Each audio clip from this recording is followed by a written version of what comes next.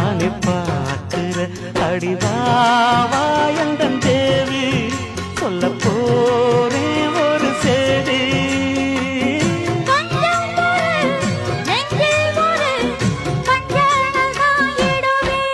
நானாத்து மேட்டு தோப்புக்குள்ள அடி அந்தி சாயும் நேரத்துல